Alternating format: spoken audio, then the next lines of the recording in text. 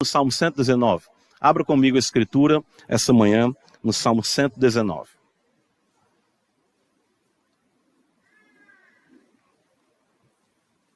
Nós vamos ler a partir do versículo 17, até o verso 19. O verso 19 nessa manhã será o versículo que nos deteremos em nossa prédica. Salmo 119, a partir do verso 17 até o verso 19. Diz-nos assim a palavra do Senhor: Seja generoso para com o teu servo, para que eu viva e observe a tua palavra. Desvenda os meus olhos, para que eu contemple as maravilhas da tua lei. Sou peregrino na terra, não escondas de mim os teus mandamentos. Amém. Senhor, nós agradecemos a Ti, nosso Deus bendito, pela Tua palavra, lida publicamente, privilégio dessa liberdade, a graça que temos em nosso Senhor Jesus Cristo, a beleza da comunhão dos santos, poder do Espírito Santo. Nessa manhã, mais uma vez, queremos aprender aos Teus pés. Ajuda-nos, Pai, ser conosco com a Tua igreja, com todos aqueles que invocam o Teu nome em sinceridade, em Jesus Cristo, nosso Senhor. Amém. Irmãos, os irmãos percebem que no Salmo 119, nessa terceira sessão que nós iniciamos, que o salmista ele está em uma oração intensa, né? De fato, nós temos afirmado, desde o versículo 17, que esse é o resultado autêntico de uma relação autêntica com as Sagradas Escrituras. A Bíblia sempre leva o homem à oração. A Bíblia sempre leva os fiéis a orarem, a buscarem a face do Senhor. Por essa razão, nós vemos aqui Davi na melhor expressão da verdadeira espiritualidade. Bíblia resulta em oração. E as suas súplicas, as suas petições são profundas. Elas de fato trazem para nós aplicações às situações minuciosas de nossa vida. Então ele pede ao Senhor, né, desde o versículo 17, que ele possa observar a palavra de Deus, né? E ele sabe que para ele observar a palavra de Deus, ele precisa do poder do Espírito Santo. No versículo 18, ele ora: desvenda os meus olhos, para que eu contemple as maravilhas da tua lei. E nós vimos isso na exposição desse versículo, no versículo 18, a necessidade que nós temos de enxergar melhor, de ver melhor. Em muitas coisas em nossa vida nós temos pontos cegos. E nós precisamos do Evangelho a todo instante para nos trazer a compreensão da vontade de Deus para todos os detalhes da nossa vida. Em resposta a esse pedido, veja, no versículo 18 ele diz: desvenda os meus olhos, para que eu contemple as maravilhas da tua lei. Em resposta a esse pedido, os olhos do salmista são abertos. Isso é um fato, nós podemos observar aqui. E agora ele passa a enxergar mais acuradamente quem ele é e onde ele vive, e de fato também um único alento para a sua alma. O versículo 19 vai nos trazer isso. Ou seja, o salmista, depois de orar ao Senhor, pedindo que Deus desvendasse os seus olhos, ele vai se enxergar. Ele vai enxergar onde ele vive e ele vai entender aquilo que lhe é mais necessário nessa esfera. E veja, em primeiro lugar, ele afirma a sua identidade. Ele diz: sou peregrino. Ou seja, ele afirma uma identidade, né, estrangeira. A relação com Deus em Cristo, no poder do Espírito Santo, mediante a bendita revelação das Escrituras Sagradas, nos fazem compreender nossa realidade deslocada nesse mundo. Ok? Repetir. A relação que nós temos com Deus em Cristo, no poder do Espírito Santo, de acordo com as Escrituras Sagradas, nos fazem compreender nossa realidade deslocada nesse mundo. Nós nos sentimos deslocados nesse mundo. É muito interessante isso. Quando nós lemos a Bíblia, quando nós oramos, quando nós pedimos que Deus abra os nossos olhos, nós começamos a entender que nós não fazemos parte desse mundo. Nós começamos a dizer: eu sou peregrino. Nós vivemos numa constante busca, nós vivemos com saudades do que nós nunca vimos, nós vivemos em busca da nossa morada, nós somos de fato peregrinos e estrangeiros aqui nessa terra. A percepção do fato de que nossa cidadania não é cá de baixo, se acentua cada vez mais, trazendo a sensação de que nunca nós encontraremos aqui repouso permanente. Não é isso que acontece? Quando o crente, quando o homem de Deus, a mulher de Deus, tem esse contato real com a palavra, homens e mulheres regenerados, eles começam a sentir saudade. Eles começam a sentir anelo por algo que eles ainda não viram. Desejo por uma pátria que eles sabem que pertence a ela, mas não sabem onde ela está, de certo modo. Não é claro, a Escritura revela, mas andamos de um lado para o outro. Vivemos, acordamos com muita insatisfação. Às vezes eu converso com minha esposa e digo, hoje eu estou com uma tristeza profunda. Às vezes nós estamos andando, ela diz, hoje sou eu que estou triste. Por que essa tristeza? Por que esse dissabor com essa vida? Esses são sentimentos que pertencem aos peregrinos. Nós não conseguimos encontrar aqui realização, gozo permanente. Por isso que ele diz, sou peregrino. Hebreus capítulo 11, abra comigo a escritura, veja, o autor sagrado apresenta isso para nós com os heróis da fé, né? Quando estivemos expondo esse texto, veja, ele falando de Abraão, Abraão que é chamado de o pai da fé, o pai dos crentes, né? Paulo diz em Gálatas, capítulo 3, que nós somos abençoados com o crente Abraão, temos a mesma fé que Abraão. Hebreus 11, versículo 8, o texto sagrado nos diz, pela fé Abraão, quando chamado, obedeceu, a fim de ir para um lugar que devia receber por herança, e partiu sem saber para onde ia. Homens e mulheres partem sem saber para onde vão. A partir do momento que nós cremos em Deus, mediante Jesus Cristo nosso Senhor, nossa vida passa a viver uma indefinição. O que Deus quer fazer conosco? Para onde Ele quer nos levar? O que está acontecendo? Por que está dessa forma? Nós não literalmente, como Abraão, saímos aqui de Fortaleza, do bairro das casas onde moramos, mas nós nos sentimos deslocados e não entendemos muitas vezes o que está acontecendo na nossa vida. E isso é viver pela fé, isso é ser peregrino, isso é confiar no Senhor, de que nossa vida, de que nossos caminhos pertencem a Ele e que não está no homem o definir os seus próprios passos. Versículo 9, ele diz, pela fé, peregrinou na terra da promessa, como em terra alheia. Percebam, habitando em tendas com Isaac e Jacó, herdeiros com ele da mesma promessa. Então é interessante que quando estivemos expondo esse texto, tem até gravado essas mensagens nas nossas plataformas aí digitais, o texto sagrado diz que Deus não permitiu eles construírem casas, moradias fixas. Eles viviam em tendas, para colocar, incutir nos patriarcas o senso de que eles têm que estar todo o tempo se mudando. Todo o tempo em movimento, porque não é aqui, de fato, o nosso descanso. 1 Pedro, capítulo 2, abra comigo a escritura. Veja, o apóstolo nos diz também algo muito importante, consolando a igreja nos seus sofrimentos. Amados, 1 Pedro 2, verso 11. Amados, exorto-vos como peregrinos e forasteiros que sois. Veja, ele se dirige à igreja, vocês são amados. Deus amou vocês e deu uma identidade a vocês de peregrinos e estrangeiros. Não é algo muito agradável, né? Todo mundo quer ter, no contexto hoje do Ocidente, mais ainda, estabilidade.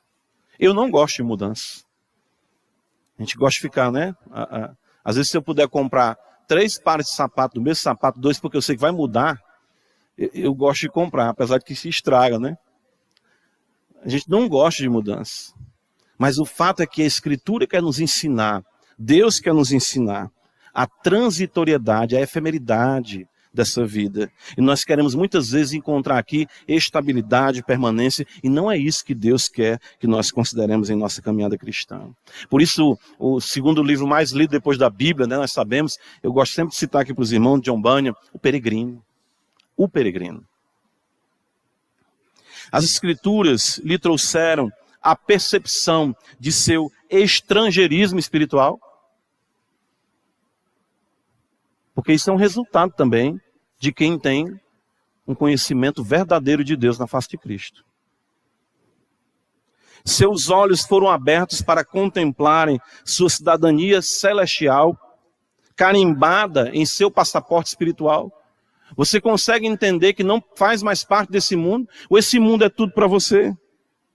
Ou você vive apenas para cá e se sente muito bem aqui nessa terra que Deus amaldiçoou? Interessante que em Gênesis a Escritura fala que Deus amaldiçoou a terra. E aqueles que se realizam nessa terra estão se realizando em circunstâncias amaldiçoadas. Não almejam a pátria celestial, não almejam a cidadania celestial, não almejam as coisas que são do alto. Paulo escreve na igreja de Colossos, diz, pensai nas coisas do alto, buscai as coisas do alto. O peregrino é assim. Ele sempre está com esse anelo, essa saudade, esse desejo. Por isso o salmista Davi, após dizer, Senhor, dizendo os meus olhos, o que é que ele entende? Eu não sou daqui, eu não pertenço a esse mundo, eu não pertenço a essa era. Volta para o Salmo 119, veja, ele diz, sou peregrino na terra. Então nós vimos que os olhos dele foram abertos para ele entender quem ele era e onde ele vivia. Né? E onde ele vivia? E onde é que ele vivia? Na terra. Ele disse, sou peregrino na terra. Uma terra estranha.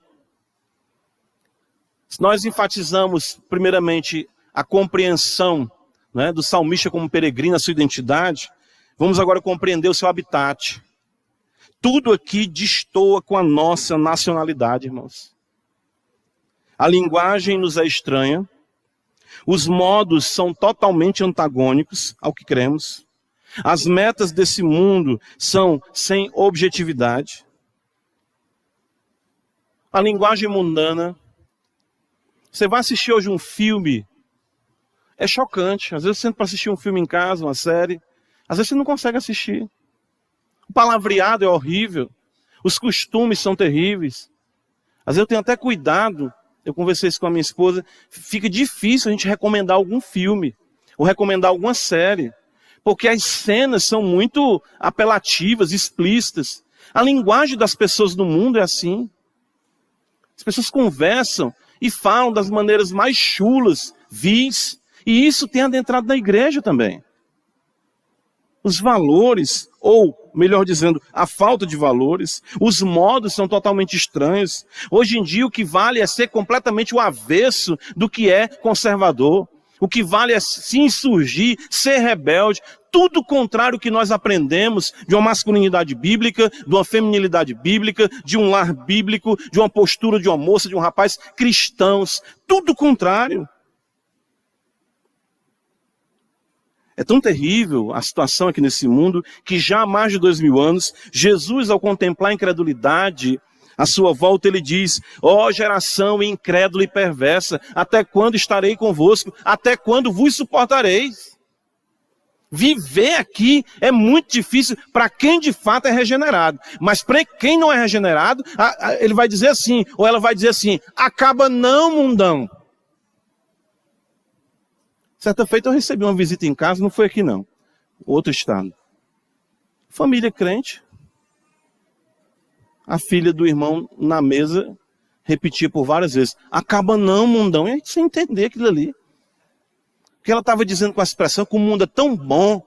Depois eu fui entender, perguntar aos meninos, a vida é tão... Acaba não, mundão.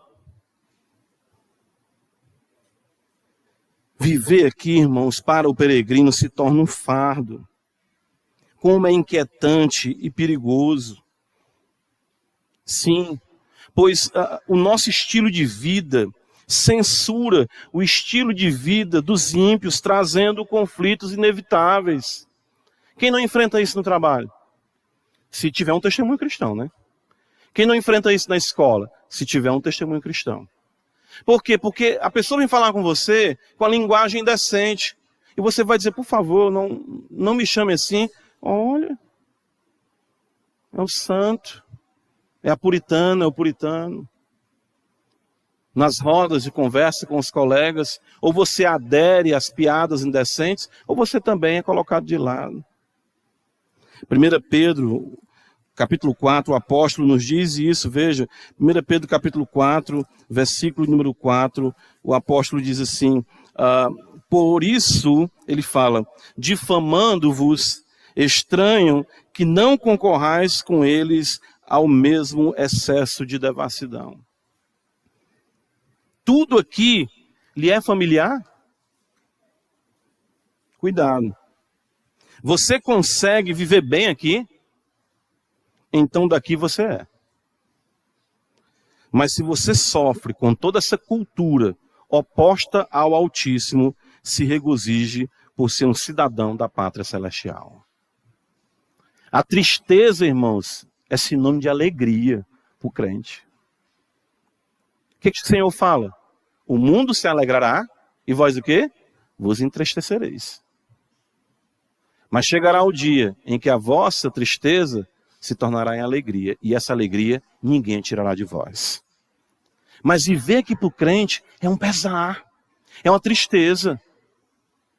E esse entristecer, esse entristecimento faz bem ao coração.